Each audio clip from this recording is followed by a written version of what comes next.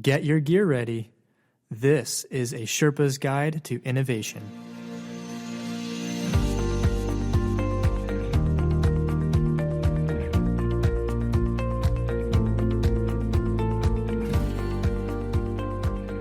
The Sherpas of the South by Southeast are talking the South by Southwest Conference and Festival on this edition of A Sherpa's Guide to Innovation, a podcast dedicated to guiding you along your innovation expedition. This is your host, Ben Tingey, though just for a few more minutes. We have a few of our South by Southwest 2019 Sherpa representatives here in the studio, Jay Gerhardt, Lindsay Denault, and Sally Beck. Are you guys ready to relive the glory of South by Southwest? Yeehaw, Ben. Let's do this. Howdy, everybody. Awesome. Well, as with episode 15, when we provided a recap of last year's South by Southwest conference, today's episode will be a little bit like first grade sharing time. We'll each share a little bit about our experiences at South by, which just wrapped up in Austin, Texas last week, at least of the date of this recording. But first, a friendly reminder to our listeners, please subscribe to our podcast and then share your favorite episode with a friend or colleague. Did you go to South by Southwest? Tell us about your experience and we'll compare notes on LinkedIn or Twitter. Use the hashtag InnovationEngine and don't forget to give us a 5-star rating and a review. So, Lindsay, you are a South by Southwest pro, a veteran. For our listeners who don't know, can you briefly describe the South by Southwest Conference and Festival? Sure thing. So South by Southwest is an annual conference held in Austin, Texas, and last year there were over 75,000 people that attended. So for the folks that get overwhelmed by hymns, this is essentially 2X hymns. And there are innovators in tech and music and gaming and film. It really is a super diverse group of people that come to South by Southwest every year. It started out as a music conference back in the 80s. It has since evolved. And we go to the section of South by Southwest called South by Southwest Interactive, which is the technology-focused part of the conference. There are about 24 different verticals across healthcare, across tech, robotics, just anything you can imagine, you will see it at South by. And President Obama and Vice President Biden had come in previous years. And this year, one of the unofficial names of South by Southwest that I heard was it's the new Iowa, just given the number of political candidates that were attending and took the stage this year. The event takes over Austin completely. So about 52 hotels are completely booked for South by Southwest. Events within about a 30-minute drive are all dedicated to the conference. And one of the things I love about South by Southwest is the diversity. There's about 102 countries that are represented. And several folks like Scandinavia, the Netherlands, Australia, the UK, and Japan all send huge delegations. So I imagine as we go through this podcast, there will be a little bit of a shout out to Scandinavia, since several of you got to visit that house. So super excited to go again this year and happy to share our takeaways. Awesome. And we mentioned this last year on episode 15, but Lindsay, would you remind us about the work that you do on the South by Southwest Health On-Site Review Committee? Absolutely. So as healthcare consumers start to take a larger role, the South by Southwest Health vertical was actually the fastest growing vertical of those 24, and it really started as a grassroots movement. But as we've gone each and every year, there's been more and more representation from healthcare leaders. And recognizing that this was starting to be a healthcare swell, if you will, Hugh Forrest from South by Southwest Interactive contracted and engaged and partnered with Energizing Health to bring together a group of thought leaders within healthcare, folks from the American Nursing Association, the American Heart Association, American Hospital Association, as well as folks from other health system venture groups like Ascension, and also, employers like Walmart that are getting more and more into the healthcare space. And the role that I've played over the last 3 years is to help identify these different stakeholders, help curate an experience for them, both within healthcare and outside of healthcare, and then work with the Energizing Health team to curate those insights and put it into a report so that South by Southwest can make very deliberate investments in how they evolve the healthcare programming. Mm-hmm. And at the end of the podcast that we did last year, we alluded to some of that feedback that we were giving to Hugh. One of the areas that the folks wanted to see more of was a hub where the healthcare leaders could go, have meetings, and that be the place where a lot of the interactions are taking place, the intentional serendipity, if you will. They also really wanted to focus outside of healthcare, and the sheer number of sessions, so seeing that there are 2,000 sessions in the week and a half that we're there is really overwhelming, and they wanted feedback on how to make the most of their experience. If they were interested in the consumer experience, what were 10 sessions that we could recommend to them outside of healthcare that they could go to. And then the last thing that was sort of the takeaway last time was a real desire to focus on health equity and social determinants of health. And so Energizing Health this year really scaled incredibly.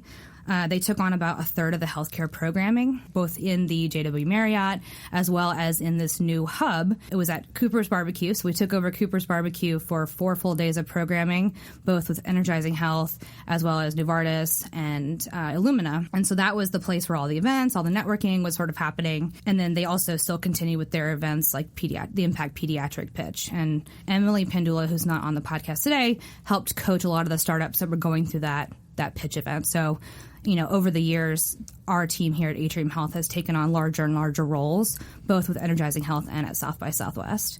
I do have to give a shout out to the folks at Aetna, the Cambia Foundation, Robert Wood Johnson, and St. David's, because they really took a leadership role in sponsoring a lot of this program and making it happen. Yeah, the events were fantastic, and it was really great to have that hub to come back to and see people in the healthcare space in that one area. It was awesome. Well, since I got to attend South by Southwest this year, I'm now going to give the host steering wheel to Lindsay and let her drive the rest of the way. So she's now going to be the host and ask Jay, Sally, and I some questions. So Lindsay, take it away. Thanks, Ben. To give people a real sense of the variety of topics and themes that were discussed at South by Southwest, I would love for each of you to just rapid fire read through the different sessions and events and activities that you attended. So Sally, let's start with you. All right, here we go. Drawing disruption with a cartoonist from the New Yorker magazine, Lisa Donnelly, preparing for the next wave, video fake news. What makes critics love or hate a movie, Marvel from comics to screens, beyond pop-ups, retail spaces that build community, living a rented life, waiting rooms, a building-sized installation, a conversation about movie posters, an indie filmmaker's guide to directing television, acts of sharing, how art fosters empathy, solving the food desert dilemma, simulating criminal hackers to straighten security, 90-minute film school, the most expensive meal in the world, changing the chocolate industry, EQ in the ER, building empathy through XR, form giving with Björk Ingalls, the HBO documentary film The Inventor, Out for Blood in Silicon Valley, the documentary film Breakthrough, a story about Jim Allison, an American immunologist who won the 2018 Nobel Peace Prize in Medicine. And here are some of the activations. Samsung Experience Tour, the Moo Inspiration Station, LG Inspiration Gallery, Sony Wow Studio, Comcast NBC Universal, Lululemon Sweat Life House, The Daily Show's Trump Presidential Twitter Library, the New Japan Islands, and the Choco Truck Experience. Holy cow. Wow. That was really long. That was awesome. You did a lot of stuff. Sure did. Okay. Go for it, Jay. You next. Okay, buckle up. Online Savings State of the Union with WikiBuy, Science Fiction or Future Science, a language to foster innovation. Behind every breakthrough is a better question. Pop-ups, designing for emotional experiences. Innovating innovation, corporate acceleration. Design and Tech 2019. Science Fiction meets health. Building the human digitome. Blockchain for impact in healthcare. Being an empowered patient, building creative teams inside legacy organizations, health wealth for you, save $5,000 a year on healthcare. Podcasters Meetup, continuous innovation, outlearn your competition. Housing as medicine, can we afford the prescription? Place by Design, how to design work that humans love. The digital economy isn't just for the young. EQ in the ER, building empathy through XR. Health Check, design your design team's culture. And I didn't go to nearly as many activations. I'll just list a couple different ones. Immerse Northern Ireland, the Accenture Interactive Experience Cantina. Nice. Solid list. Very good. Here's mine. Strategies to achieve smart and accessible cities. Reach out and touch space. Experiential storytelling with NASA. Behind every breakthrough is a better question. The future of healthcare, really, with David Feinberg and Clay Johnston. Self-driving cars, the future is when, with Malcolm Gladwell and Chris Urmson. The South by Southwest Wellness Expo. Communities as health equity implementation hubs. Palaces for the People with Eric Kleinenberg. Designing homes for a sustainable urban future. Agricultural technology shaping the future of farming.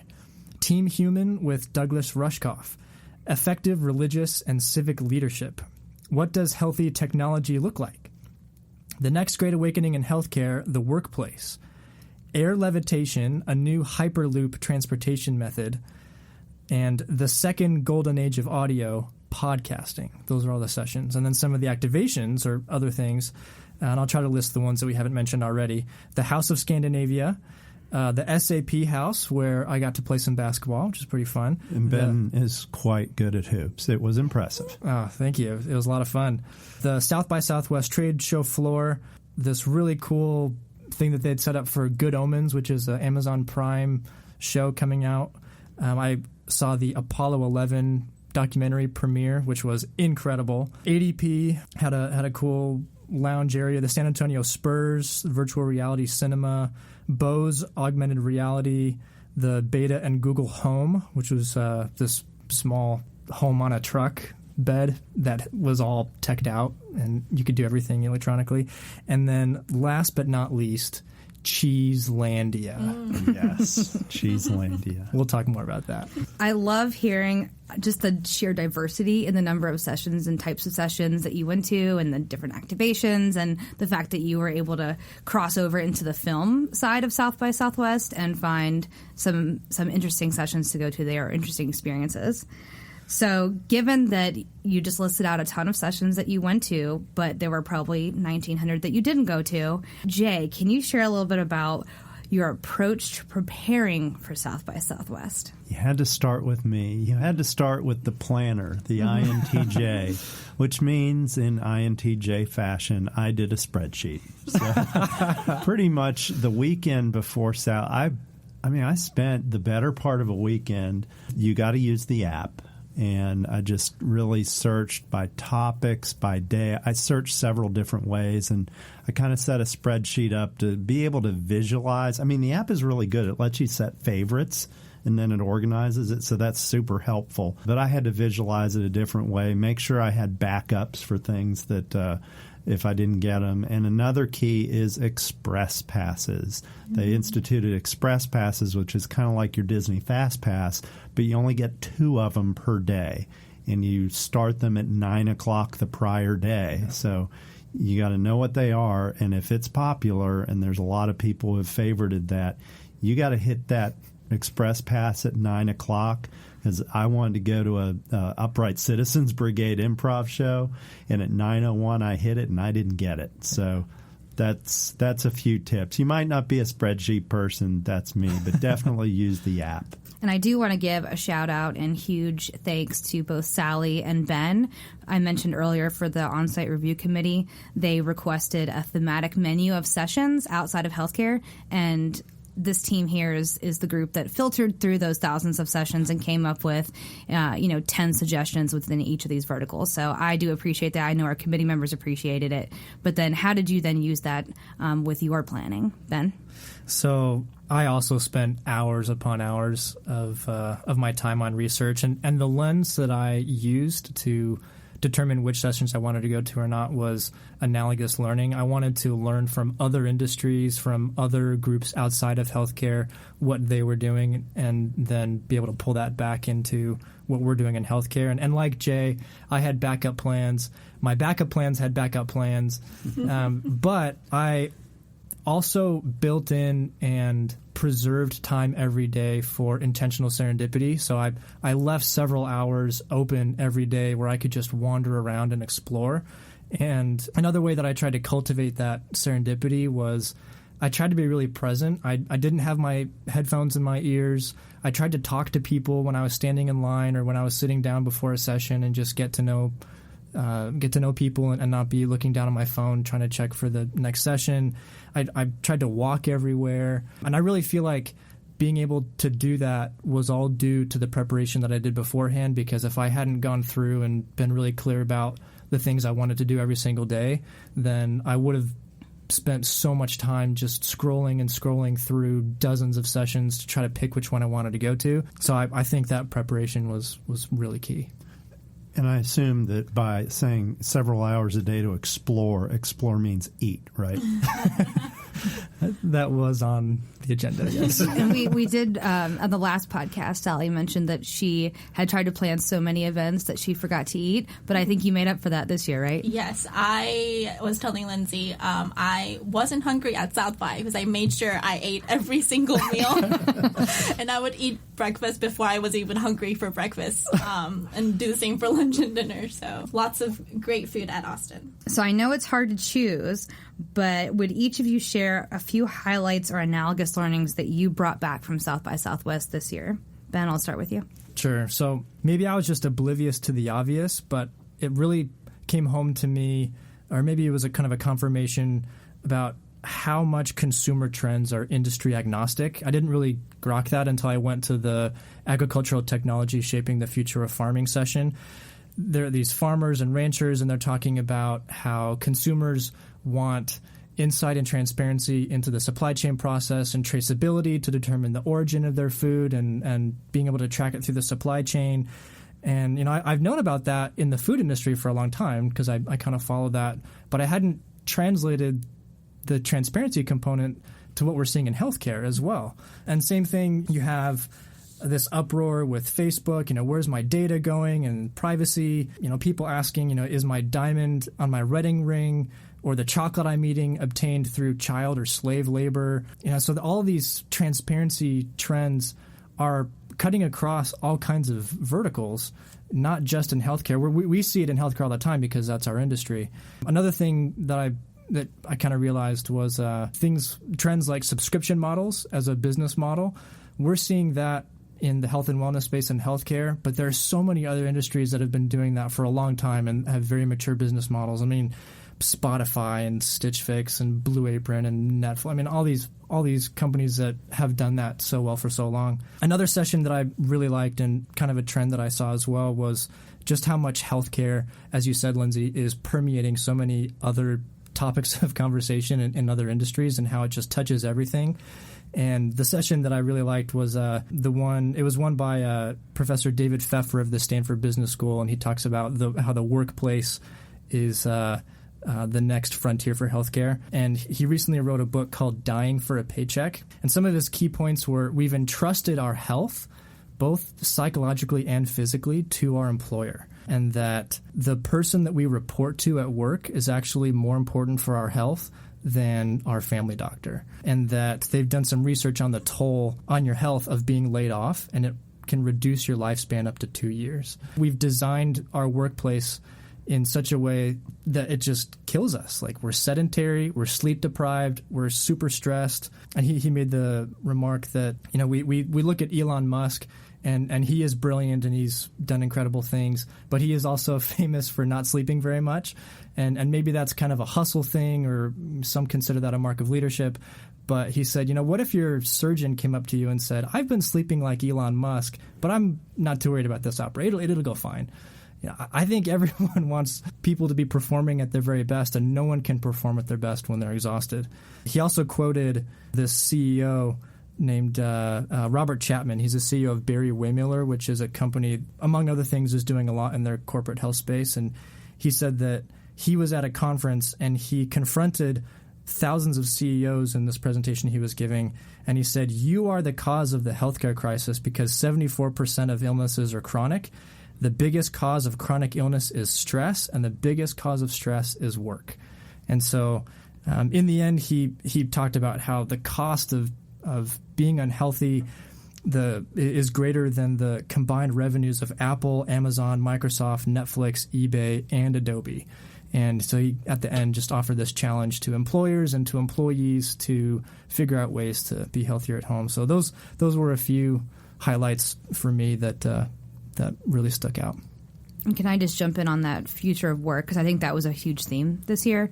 And I did go to one session with Postmates and Lyft where they were talking about, all of the folks that work for them are 1099 employees, and the fact that the benefits, whether those are health benefits or retirement benefits, were all designed in a time in our history when people worked at companies for 30 years and really don't serve the needs of the gig economy, if you will. Mm-hmm. And so they actually see themselves, both Lyft and Postmates, as wanting to work with policymakers to figure out, for folks that are in this gig economy, for folks that are 1099 employees, how can we start to put together packages of benefits that help them, that serve them. Fascinating. That fit in the way that society is moving.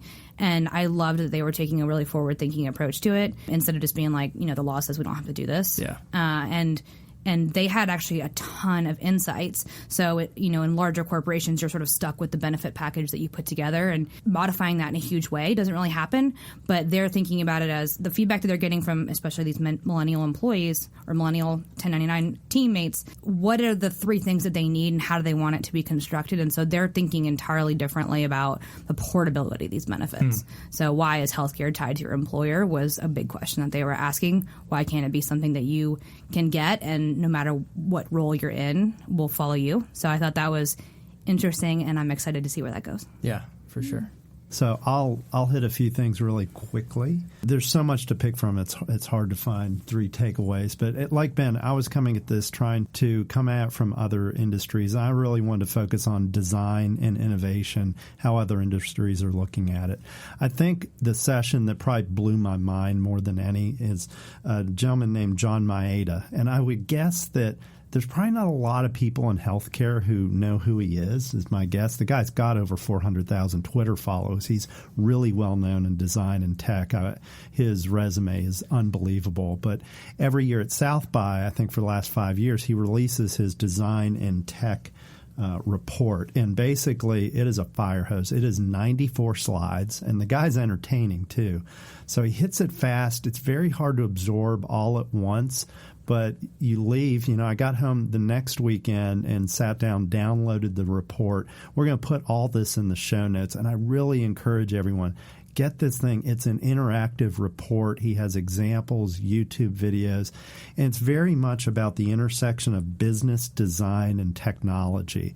There's a lot about AI in there. I'm trying to take a more positive view. What are some of the awesome things humans are doing with AI to help other humans? So there's some really great examples of that. Some with Google Translate, pretty much real-time speech translation to let deaf people, interact with people on a daily basis, interacting with children with autism, some really good examples. So really encourage folks in any industry to check that out. Had a really good session called Building Creative Teams Inside Legacy Organizations. That was with Sandy Fairshee, who's head of global experience design with Ford Motor Company. So that's a pretty huge organization. But it was just interesting for her to talk about. There's some of the same struggles, I think, even us, a newer organization to corporate innovation, bringing innovation into a legacy organization and how to build your innovation team. So really great stuff to bring home about bringing people into your space. And I think about when we bring people into the innovation engine, their eyes light up and you're like, this is great, this is awesome. And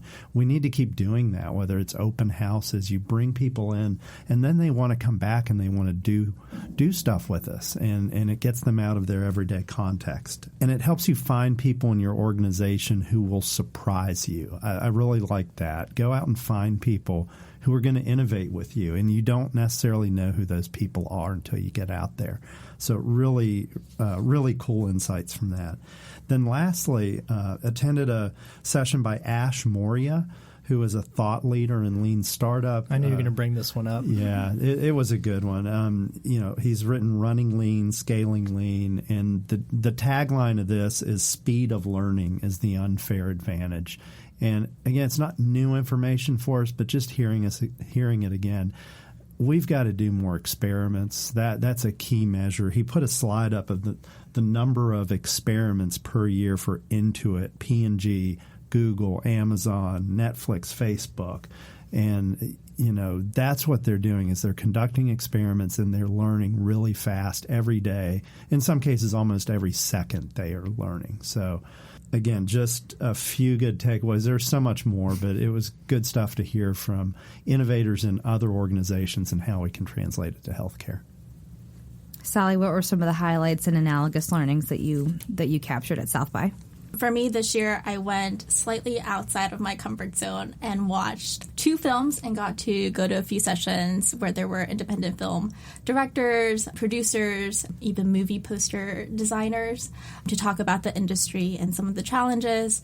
And for me, a highlight was that I forgot how much I missed going to the movie theater. We all had to go to Austin to experience that. It's so sad because with Netflix and Hulu, YouTube, like all of these streaming services that make it so easy to watch movies when and where I want it, I guess I missed the idea of or the experience of waiting in line, talking to strangers. I think for the Breakthrough documentary, I waited 2 hours in line. Wow. So people who were behind me were just having conversations about what movies they were looking forward to watch, what movies they've seen. So, and just being able to talk to people that I would have probably never met, that was just a great experience and a shared experience. And another thing that I observed and noticed was how the city of Austin has changed so much from last year to this year. And one of the things was that last year, the official ride-sharing partner was Lyft because Uber was banned. And this year, Uber was the official ride-sharing partner, and there were so many scooters. Mm-hmm. Oh, yes. Yeah. They were everywhere. I rode a few. Conquered South by Southwest, and there were sessions about these scooters, about the future of dockless vehicles. So it's just so fascinating to notice that and to be able to, get opinions from Lyft drivers about their thoughts about these scooters and how, there aren't rules and regulations right now in Austin. So those were some of the things that I've observed and noticed between South by last year and this year. And as we noted before, the conference does have such a variety of topics, but were there any overarching themes that you saw when you were there? You're right. The topics are so diverse, but I did feel like I did notice a theme that there was maybe a backtracking or a right-sizing of the benefits of digital technology, maybe a realization that it does come at a societal and interpersonal cost, and we're more distracted, the online vitriol, we're not necessarily more efficient, and our internet lives are artificial and superficial and kind of unfulfilling. And so I felt like there was this kind of backlash to some of that. And some of the presenters said, I was here 15 years ago touting all the benefits of digital technology, and now I'm not so sure. And I actually think that it's caused a lot of harm and we need to take a step back. To remedy that, what I did see was a lot of people advocating for more human connection. And that's something that Rasu talked about in some of his events. That's something that I think we all found in our sessions. One session that I went to, Palaces for the People, was all about increasing investment in social infrastructure.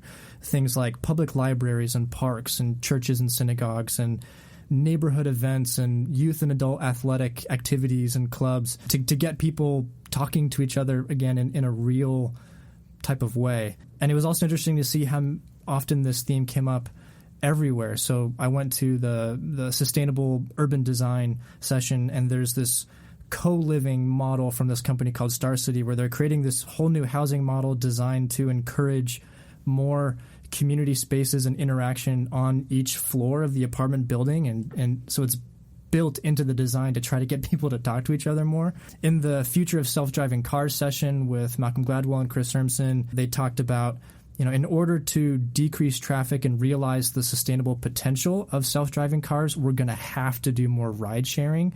And as a society, are we comfortable carpooling to work every single day, potentially with a bunch of people that we don't know in the car? And are we okay with being in the same space with other people? And in our online world, has that changed how we interact?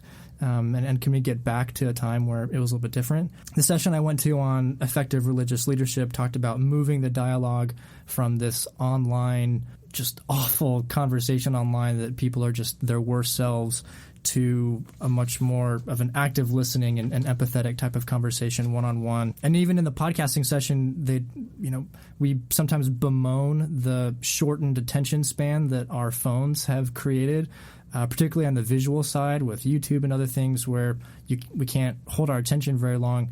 But in the podcasting session, they said that is actually not true for audio, that in their research and in the data analytics that they've done, people will listen to 45 minutes of a podcast episode all the way through, and they don't lose their attention. And so I think that was encouraging. But in summary, I think there was just this attempt to reframe the benefits of digital technology and encourage more human connections. That was a huge theme that I saw across lots and lots of sessions and events that I went to. Awesome. Well, I'm super excited to hear that people will listen to a podcast for 45 minutes. I certainly hope that they'll do that. Ben, that's really, you and I didn't talk about these answers ahead of time, and it's pretty similar to what I saw. And I was going to cheat on this one a little bit because I don't know if it's overriding theme for all of South by. It's maybe for things that I was in and some of the healthcare things, but human connectedness, empowerment, and empathy. Another attendee with us was Dr. Rasu Shrestha, our new Chief Strategy Officer. He was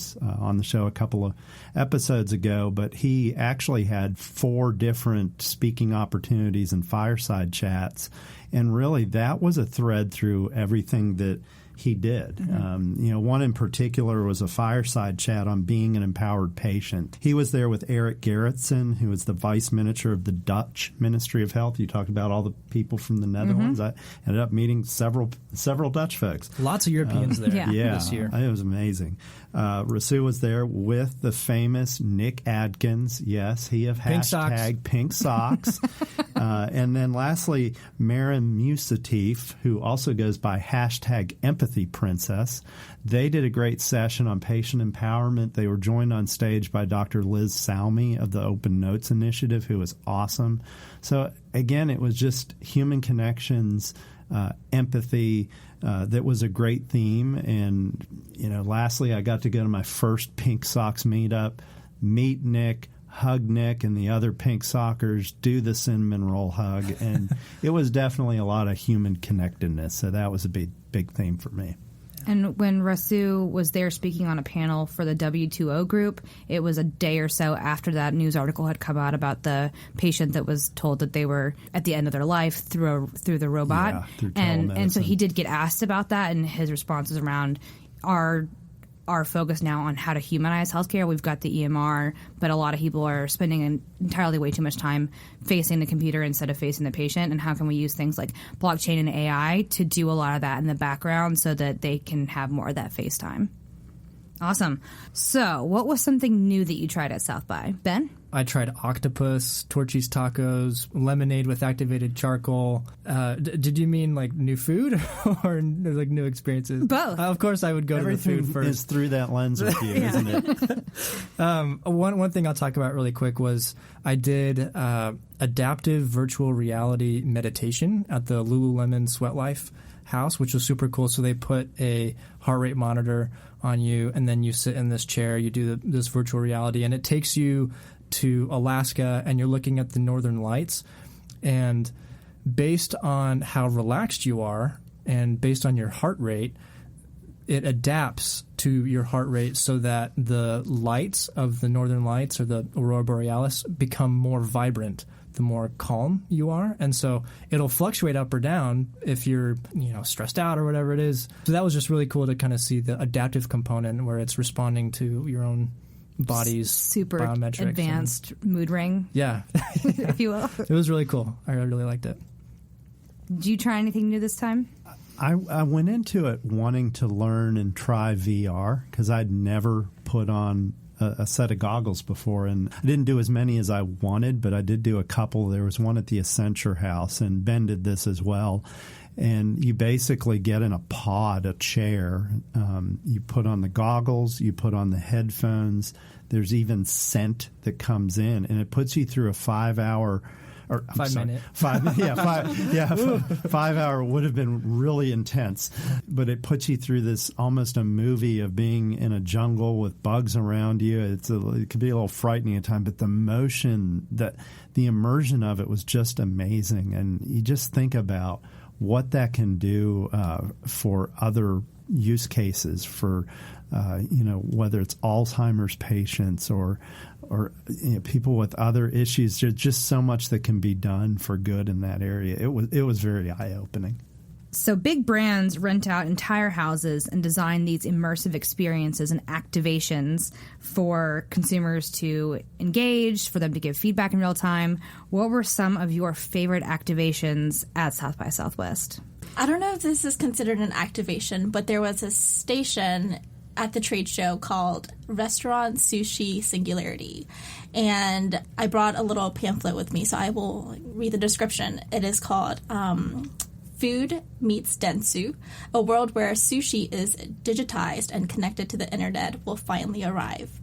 Sushi connects with people all over the world and with you on a DNA level. So the idea is they will get DNA samples from you and craft the sushi so that, it has like the exact flavor, the taste, the ingredients, the nutrition that's specifically designed for you. Sushi-nomics. Yeah. Sushi-nomics. And they will debut in 2020. So that was so fascinating. There was always a whole bunch of people like crowded in that area to see the technology. Nice. I really like Cheeselandia, and I'm not sure which company it was, just the Wisconsin Cheese Cooperative or something like that, but I don't know how many different types of cheese there were, but there were 147 on the list. Oh, it was amazing. I don't know how many you tried. It was so good. The 10-year aged cheddar was really quite good, and what was it called? The rattlesnake? Yeah, that had a bite spicy. to it. Yeah, that had a real kick. That was really good. But yeah, Cheeselandia was really fun. But also, I mean, not just the cheese, but the design and the setup, and it just looked beautiful. Yeah, and it was awesome. It was a small space. I just don't know how logistically they did all that and how they got so much cheese into there and kept it cold. Hopefully, they kept it cold. I didn't going to get sick or anything. I think one of my favorite experiences at South by was the hour and a half after Cheeselandia, where Lindsay and I were just in a cheese coma in the lobby and couches at the JW Marriott, trying to recover to make it through the rest of the evening. I didn't go to nearly as many activations as you did. I think the Accenture one was really cool, did some great stuff. But one of the very first ones I went to was called Immerse NI for Northern Ireland, and that's where I actually did my very first VR experience. It was a game called Dragon Slumber, and that was really interesting to get my first exposure. And then also, I play guitar, and there was a guitar manufacturer there named Loudon Guitars, and they really are a high-end guitar manufacturer. I mean, $5,000 handcrafted guitars. And it was really great to meet them and talk to them about how they re-engineered their process with a lot of automation with just enough human hands to make the guitars still really resonant and very human. And so it was great to hear about that and talk to him. And I just love Irish accents. So it was just a great way to start the day. And yeah, there was breakfast there too, Ben. So speaking of food, since you guys have alluded to it several times, how was the food, Sally? Incredible. So good. I think the first night we had Cooper's barbecue because we knew that Energizing Health House was going to take over the next day, so we wanted to get some barbecue. I had the leftover brisket for breakfast, and it was still so good. Yeah, there was so much that was good. They actually, I like how they had grilled cheese trucks. So that was kind of cool. And I know, Lindsay, you and I had the lobster grilled cheese one day was really terrific. And that was my first exposure to Austin tacos. And I know last night I had improv practice, and a guy on my team who hosts us for the practice, the guy's fantastic. He buys us tacos every week, and it's like, bro, your tacos just aren't good. I appreciate it, but they are not Austin tacos. So yeah, it's something else. And the brisket too, fantastic. Yeah. I did wait in line a very long time to get Torchy's tacos because, Lindsay, you've been talking them up for so long. It was super good. The queso was very good. It was well worth the wait. And they were free. They were free, Nothing beats free tacos. Yeah, it was partnership with DoorDash or something that they were doing. I do have to take a minute, though, and talk about the House of Scandinavia and the and the breakfast that they had there. I went thrice because it was so good. So raspberry and rosewater yogurt with freeze-dried raspberries and fresh raspberries and was it buckwheat, Yes, Sally? buckwheat. Oh, so good. And they had salmon. There was dill on everything. Amazing eggs and kale. Jay actually ate kale. Amazing bread. Unknowingly. Didn't kill you. Chocolate croissants. The whole thing was, I mean, I was full for 2 hours afterwards. I think one of my highlights was just watching the sheer joy on Ben's face, not believing how good the Scandinavian breakfast was. It was so good. So knowing what you know now about the delicious food, the engaging sessions, the film, is there anything that you would do differently next time that you get to go to South by Southwest? I think I'd probably take a page from Ben's book a little bit and build a little bit more time for probably activations, intentional serendipity, walking around. It was my first time. There was so much I wanted to do, so many sessions. I crammed a lot in. It was really tiring. It took a while to recover from this trip. I feel good about everything I saw and was able to take away. But I think the second time around, yeah, I'd build a little bit of extra time for that. So in your spreadsheet, you'll have a line item for intentional serendipity? Probably. And, I say that, but if I do go back, I'll probably do the exact same thing because it's just what I do. Sally, how about you? I want to take more advantage of their gaming track and their music track. Although I did get to watch film and go to a few film sessions, like those were the other two that I didn't get any exposure to. So that's definitely something that I want to do in the future. But what I do differently, so besides cloning myself so I could go to more sessions, one thing I would probably do is start my day early every day and try to hit some of the earlier sessions. For me, I found that I felt like the day was just getting away from me, that like, oh my gosh, it's 11 o'clock and there's so many things I want to do. And so maybe starting earlier, we did get there pretty early every day, but just feeling like I'm, as Michael mentioned about hymns, like I need to own South by instead of having it own me. And then one other thing that I would do differently is find people to network with beforehand and then meet them somewhere at South by and experience stuff together. So there were several people that reached out to me on the app or over email or LinkedIn and said, hey, I'm going, let's connect. And they were awesome. It was great to just meet people and then grab something to eat or do a session with them. So I would have probably tried to connect with more people before the conference and find out, let's meet up on this day at this time, let's do this together and meet each other. Yeah, that's a great idea. And Jay, you went to the Pink Sox meetup, and that was a good, set time and place for a lot of the folks that are Pink Soxers. Is that the right word? Pink Soxers. I'm not sure the language there. Pink Sox Tribe. But you were Pink able Sox to. Tribe. Yes, that's what it is. So delete Pink Soxers because that was stupid. The Pink Sox Tribe. You were able to connect with the Pink Sox Tribe through that meetup. Absolutely. And the thing that was great about it that embodies Pink Sox is I was pretty much out of Pink Sox for that trip, and then through meeting Nick we talked and he knew I didn't have many, and of course he pulled them out of his bag, which a couple of hours later I go to the John Maeda session, sit next to a great couple of guys from Amsterdam. Seems like it's all about Dutch and Scandinavia, and give them a couple of Pink Socks. That's what it's all about. Awesome. So Jay, Sally, Ben, I have been telling you for years about how great South by Southwest is, and I'm so glad that you were finally able to experience it for yourself. Thank you so much for sharing all of your insights with me today. To our listeners, thanks for listening.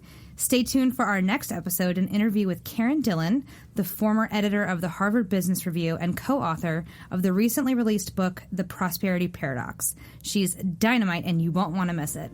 This is Lindsay Denault. Adios, amigos.